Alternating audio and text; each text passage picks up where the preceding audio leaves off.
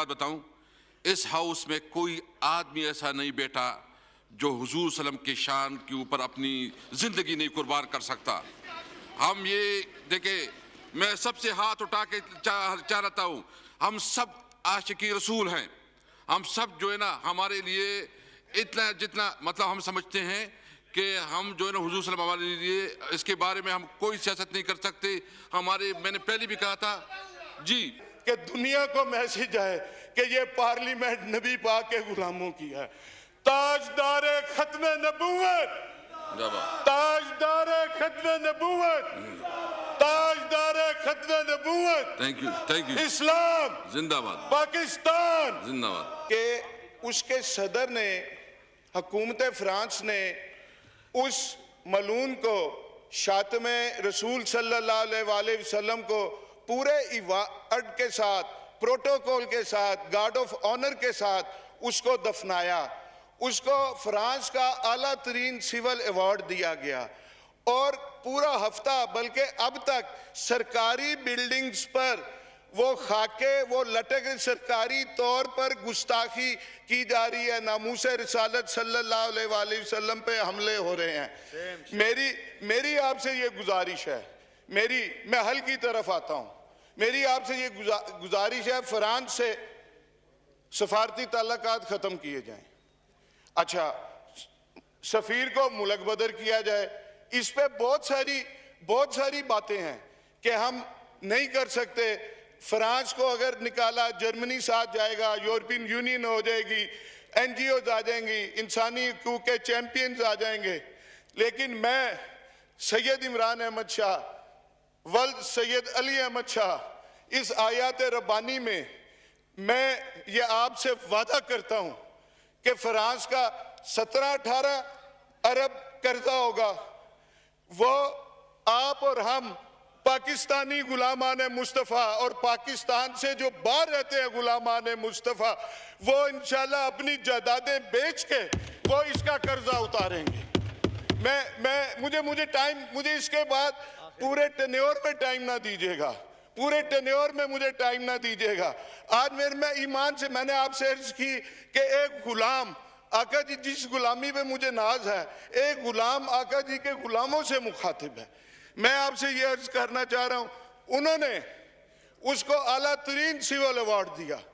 आप उस चेचन मुसलमान को, अब्दुल्ला को, पाकिस्तान का आला तरीन सिविल अवार्ड दें। आप उसके जवाब में आप गाजी फैसल को सरदारती ऑर्डिनेंस के जरिए फौरी तौर पे उसको रहा करें। कुछ तो करें। कितने महीने हो गए, आपने एक दिन में एक सियासी पार्टी को आपने बैन कर दिया, लेकिन इस पे आप कुछ नहीं कर सके। मैं यकीन से कहता हूं, मैं ये भी यकीन से कहता हूं स्पीकर साहब, आप भी सारी रात जागते होंगे। अली मोहम्मद भी नहीं सो सकता होगा कि जी के वो गुस्ताखी करने वाले, रहमतुल्लिल आलमीन, खातिमुन नबीयीन, पूरी जहानों के लिए जिन्हें रहमत बना के भेजा गया, उस पे गुस्ताखी करने वाले, सरकारी तौर पे, हुकूमती तौर पे गुस्ताखी करने वाले, उनका सफीर इस पार्लियामेंट से, इस पार्लियामेंट लॉजी से, एनक्लेव से चंद सौ गज फासले पे सफीर आराम की नींद सोता है। तो जनाब स्पीकर, आप भी आराम की नींद नहीं सोते होंगे। आप भी सारी रात, अली मोहम्मद भी सोचता होगा कि इसका कुछ ना कुछ तो हल करे, कुछ ना कुछ तो हल करे इसका। लेकिन अगर मैं कहता हूं, मैं उन तमाम लोगों से कहता हूं, टॉप से टॉप तक, जो तहफ़्फ़ुज़ नमूस रिसालत के लिए कुछ कर सकते हैं और कर नहीं रहे, उनके लिए एक मैं शेर पढ़ूंगा, और वो आपके लिए नहीं है, आप आज के रसूल हैं, बाकी हम सब के लिए है कि कुर्सी है तुम्हारा, ये जनाजा तो नहीं है। कुर्सी है तुम्हारा, ये जनाजा तो नहीं है। कुछ कर नहीं सकते तो उतर क्यों नहीं जाते।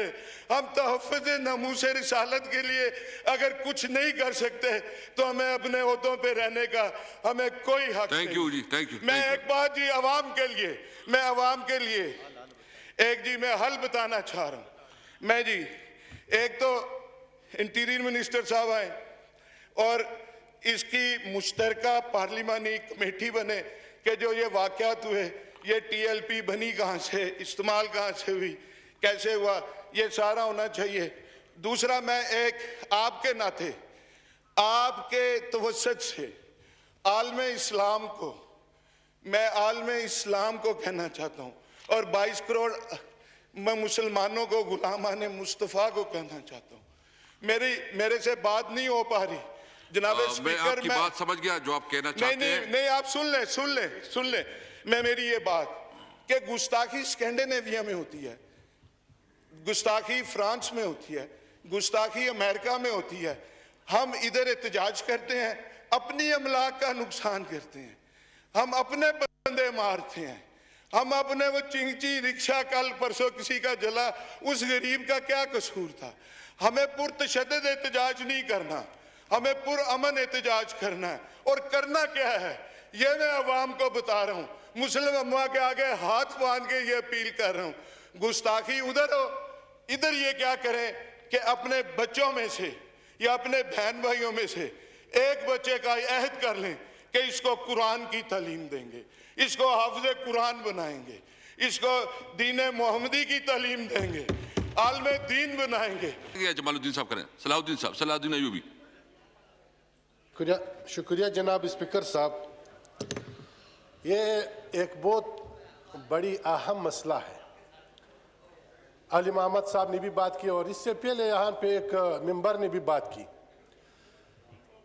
इन्ना दीन इंदल्लाहिल इस्लाम, दीन इस्लाम है और ये मज़हब इस्लाम का नाम है। मज़हब मतलब क्या? इस्लाम। और यहाँ हर एक के जेब में एक फतवा है और ये मजहबी तबका कोई ऐसी चीज़ उन्होंने समझा है कि यह मजहबी तबका कोई ऐसी मामूली चीज़ है और उसके खिलाफ हर एक उठते हैं और फतवा लगाते हैं और कहते हैं कि यह दहशतगर्द।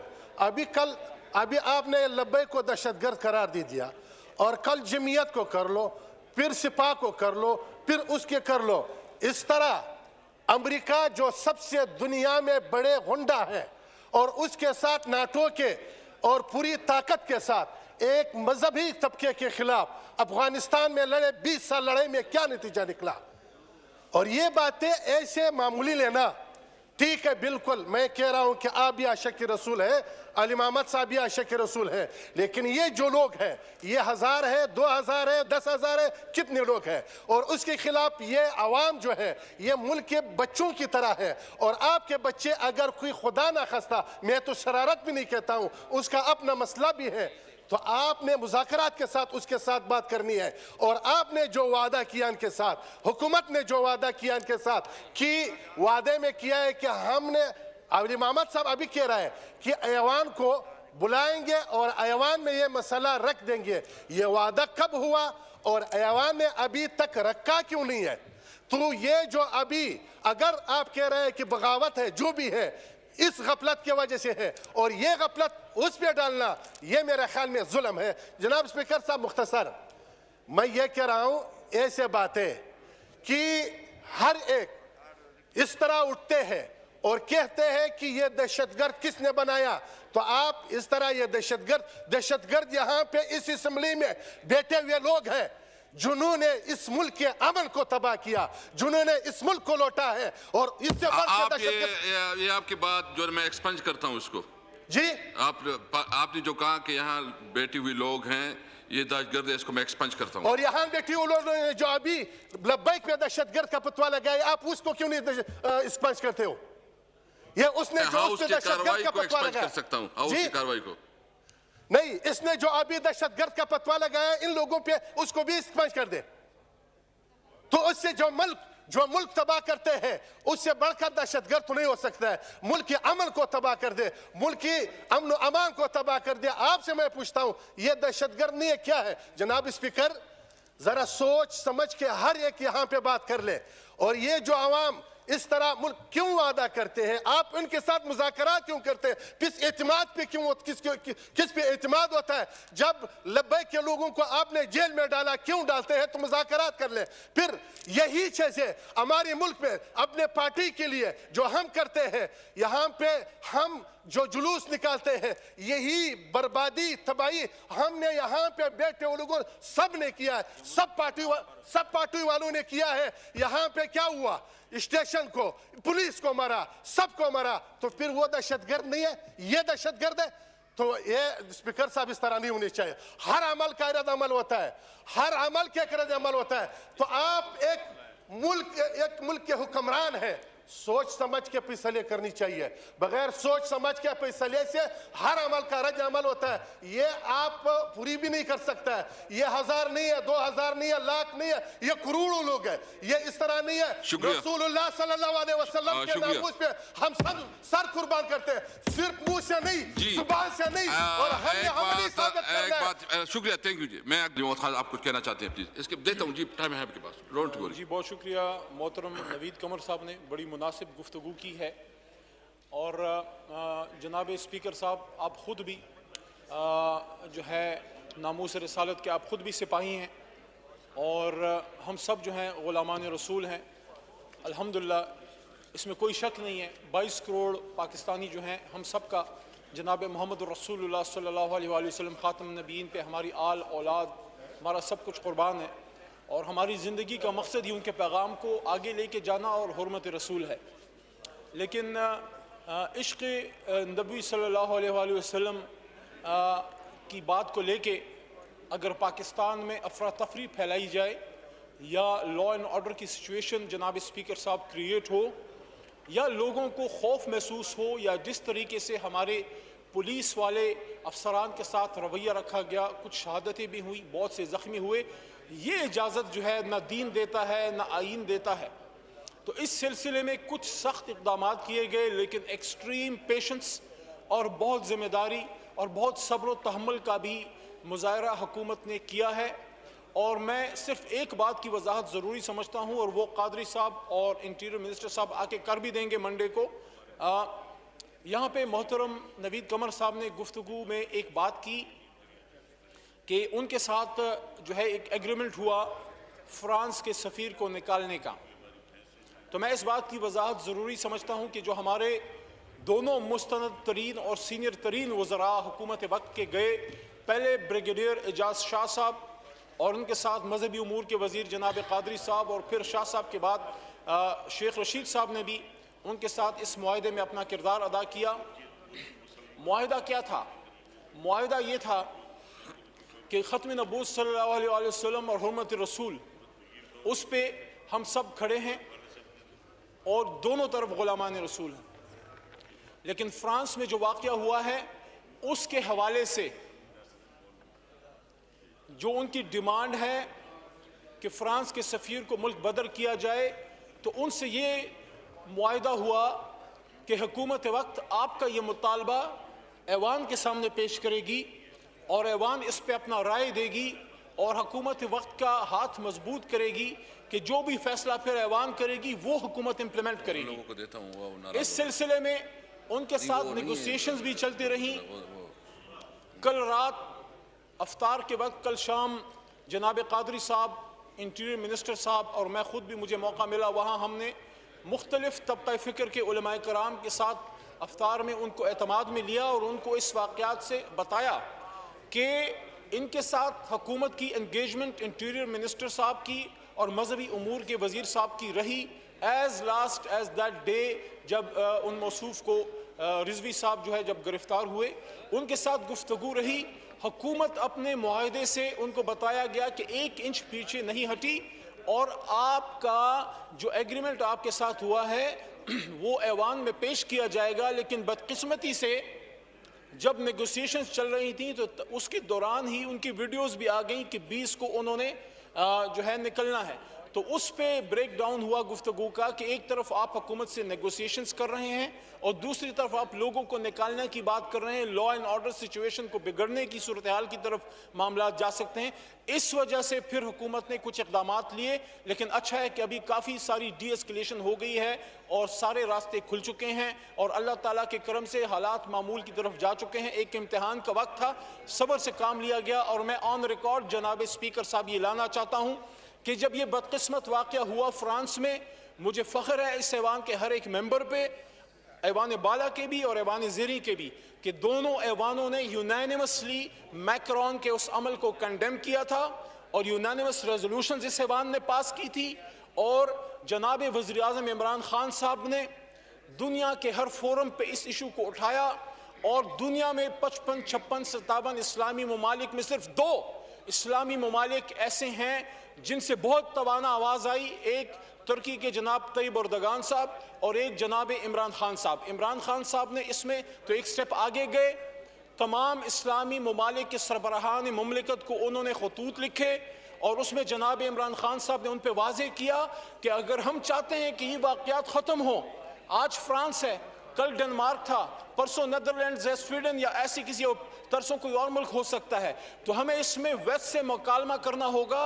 मगरिब का हर शख्स जो है वो खुदा न खास्ता एक्सट्रीमिस्ट नहीं है, वहाँ ये चंद लोग हैं, कुछ अनासर हैं जिनको हमें डायलॉग के जरिए साइड लाइन करना होगा। और कल भी जब वज़ीर आज़म हाउस में रहमतुल आलमीन स्कॉलरशिप जो एजुकेशन मिनिस्ट्री का एक अच्छा इनिशिएटिव था, वहाँ जनाब इमरान खान साहब ने इस पर दोबारा गुफ्तगू की कि नबी पाक सल्लल्लाहु अलैहि वसल्लम खातमुन नबीयीन की ज़िंदगी को फॉलो करना ही हमारी जो है निजात का ज़रिया है और इश्क़ रसूल की का ये तकाज़ा है कि हम दुनिया में रसूल पाक सल्लल्लाहु अलैहि वसल्लम की उसवा हसना को भी बयान करें और उनके नाम को बुलंद करें और मुल्क में ऐसे मनाजिर क्रिएट ना हो जिससे दुनिया में इस्लाम जो है वो बदनाम हो। आखिर में फिर इस बात में मैं समअप करता हूँ कि इसमें जो भी किसी के कोई खदशात हों, इंटीरियर मिनिस्टर साहब, मजहबी अमूर के वज़ीर साहब इस पे आके आपको वो बात करेंगे, एतमाद मिलेंगे। यहाँ पे उसको उस वक्त पेश इसलिए नहीं किया गया कि जिनसे मुआहिदा था वो खुद ही जो है उस मुआहिदे से पीछे हट गए और एहतजाज के ऐलान वगैरह कर दिए। जब कभी ऐसा कोई इंपॉर्टेंट मामला होगा, आपकी हुकूमत जो है उसको यहाँ पे ऐवान में लाएगी और आपको एतमाद मिलेगी और आपकी राय के मुताबिक ही कोई बड़ा फैसला होगा। ऐसा नहीं हो सकता कि हुकूमत सिर्फ बैक जुम्बश कलम कोई फैसला कर दे और ऐवान को एतमाद में ना ले। बहुत शुक्रिया। सलाउद्दीन साहब आप बात करें, उनके मुताबिक हो उसके मुताबिक चलाऊंगा। नवीद कमर साहब प्लीज, इसके बाद नंबर पर नंबर देते हूँ जी, आपका टाइम है अभी हमारे पास। बहुत शुक्रिया जनाब स्पीकर। जनाब स्पीकर, ऑनरेबल रियाज पीटर साहब ने बहुत इम्पोर्टेंट बात कही कि ये पार्लियामेंट ही जो है सही फोरम है मुल्क की जो भी पॉलिसीज़ बननी है उसके बारे में। हम पिछले कुछ दिनों से इस मुल्क में एक लॉ एंड ऑर्डर की सिचुएशन ऐसी देख रहे हैं जो कि बहुत मुश्किल से कभी कभी आती है। पाकिस्तान का शायद ही कोई शहर ऐसा हो जो कि इससे अफेक्ट ना हुआ हो। हमने अपनी तरफ से टेलीविज़न पे या जो बाकी इदारे हैं नशरियात के, उनको तो हमने अपनी तरफ से कह दिया कि जी आप ये ना दिखाएं कि मुल्क में क्या हो रहा है, लेकिन ये तो ऐसी चीज़ थी जो कि हर शख्स जो है उसे अफेक्ट हो रहा था। आप घर से निकलें, आप आगे नहीं जा सकते, आप फ्लाइट नहीं ले सकते, आप बस में नहीं बैठ सकते, आप दफ्तर नहीं जा सकते। ये क्यों हो रहा था? Let us be very clear कि हमने क्या पॉलिसी बनाई है और किस तरफ हम जाना चाह रहे हैं। देखें, इसमें कोई शक नहीं कि हम में से जो भी हमारे मुसलमान मेंबरान यहाँ बैठे हैं वो तमाम के तमाम हुजूर अकरम सल्लल्लाहु अलैहि वसल्लम के शान के लिए जान कुर्बान करने के लिए भी तैयार होते हैं। हमारा तो ईमान ये है कि जो शख्स हुजूर सल्लल्लाहु अलैहि वसल्लम से इश्क नहीं रखता वो मुसलमान ही नहीं है।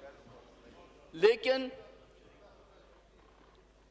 इस नाम पे, इस मुकद्दस नाम पे हम हालात को उस नहज तक बिगाड़ें जब स्टेट की अथॉरिटी चैलेंज हो रही हो, तो ये भी तो मुनासिब नहीं है। देखें, जो भी पिछले दिनों में हुआ उसका एक बैकग्राउंड है, उसका एक सर प्लीज थोड़ा उसका एक बैकग्राउंड है। ये हालात एक दिन में नहीं बने, ये हालात बिगाड़े गए ना। ये पहले भी यही लोग निकले थे, मुश्तइल हुए थे। एक जो तकरीर हुई थी यूरोप में, पहले एक हरकत हुई, फिर तकरीर हुई वगैरह वगैरह, वहां से ये एक बिल्डअप हुआ। चाहिए तो ये था कि हम सब मिलके उसका एक रिस्पांस ऐसा देते जो कि फोर्सफुल भी होता लेकिन पाकिस्तान के इंटरेस्ट को डैमेज भी नहीं करता। हमने ये नहीं किया। हमने किया इनको अपीज करो, इनको फिलहाल राजी करो, इनको प्रॉमिस कर दो हर चीज। ये किसने अथॉरिटी दी थी किसी भी वजीर को कि आप जाके वहां प्रॉमिस करके आए कि हम फ्रांस के एम्बेसडर को बाहर भेज देंगे, हम नाते जो हैं क्योंकि आप फ्रांस से तो नहीं सिर्फ करते ना, फिर तो आप पूरी यूरोपियन यूनियन से अपने नाते तोड़ते। पाकिस्तान के ट्रेड पे उसका क्या इफेक्ट होता? पाकिस्तान के बाकी जो मूवमेंट है लोगों की, पैसों की, हर चीज की, ये कोई छोटा कदम तो नहीं है। उसको ना पार्लियामेंट में लाया गया, वो तो पार्लियामेंट में आज भी नहीं आया। इतना बड़ा फैसला हो गया, आज भी पार्लियामेंट जो है वो बिल्कुल ऐसे खामोश बैठी है ऐसे कुछ हुआ ही नहीं है मुल्क में। ये नहीं हो सकता। आपने जो पॉलिसी, इतनी मेजर पॉलिसी शिफ्ट करनी है तो आपका काम है पार्लियामेंट को एतमाद मिले। आपका काम है जो कंसर्न मिनिस्टर है वो पॉलिसी स्टेटमेंट आके यहाँ पे दे, हमें पता हो कि खदो खाल क्या है आपके जो पॉलिसी के, जो नई पॉलिसी है। देखें, जैसे मैंने कहा, हम तो नहीं चाहते कि रियासत में बगावत हो, हम तो नहीं चाहते कि इस किस्म के हालात हों जिसमें पूरी की पूरी, देखिए पुलिस वाले को आप मारते हैं, कल आप फौजी को मारेंगे। आप पूरी के पूरे इंस्टीट्यूशंस को जो है कन्फ्रंट कर रहे हैं। ये कोई सोल्यूशन किसी चीज का नहीं है। तो सोल्यूशंस निकालें ना। सोल्यूशंस अगर यहां नहीं निकलेंगे तो कहां निकलेंगे? यहां हर किस्म का ओपिनियन बैठा हुआ है।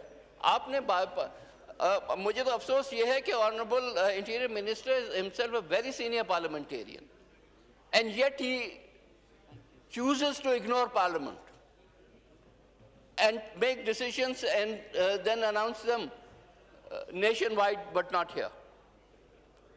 This requires a full-fledged debate. क्या करना है?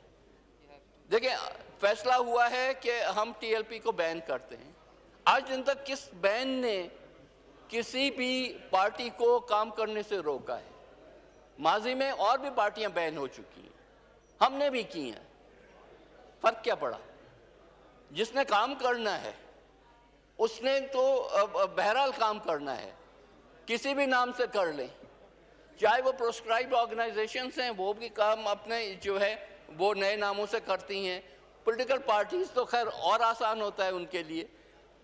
आप इनको जिस कैटेगरी में भी डालें, सवाल यह है कि जब तक कि आप पूरा माहौल नहीं बनाते, जब पूरी कौम खड़े होके नहीं कहती कि ये जो कुछ भी हो रहा है वो गलत हो रहा है, तब तक आप उनके एक्टिविटीज़ को ख़त्म नहीं कर सकते। ये बहुत एक इमोटिव इशू पे सारी चीज़ को आगे ला रहे हैं, और इसमें इस हद तक कि कभी कभी रैशनल थिंकिंग भी ख़त्म हो जाती है। रैशनल थिंकिंग जहाँ ख़त्म हो जाए तो फिर ऐसे फैसले होते हैं जिस पे हम में से किसी को भी जो है पता ही नहीं होता कि कल इसका क्या एक तूफान आएगा और क्या चीज़ होगी। तो चांसेस हैं, persevere with me, I will conclude। तो इंटीरियर मिनिस्टर आए और यहाँ आके पूरी जो भी स्कीम ऑफ थिंग्स है उससे आगाह करें। दूसरा, जो पॉलिसी है उसको कंसिस्टेंट रखें। एक दफ़ा पहले भी आपने इन्हीं लोगों पे एक्शन लिया था जब गाली गलोच एक लेवल तक से आगे बढ़ गई थी, फिर आप रिलेंट कर गए। तो ये blow hot blow cold policy नहीं चल सकती। आपने एक तरफ फैसला करना है, उनसे एंगेज करना है, उनको क्रश करना है। ईदर वे आप बैठ के यहाँ बताएं तो सही, और फिर उसमें जो है सॉलिडली खड़े रहें।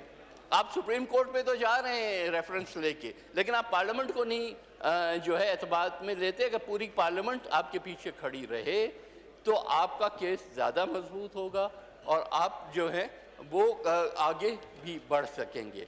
तो इंशाल्लाह आई होप कि come Monday morning we will see a change in the attitude of the government as far as Parliament is concerned, and we make a policy, hopefully, जिसमें सब opinions जो हैं वो जी शामिल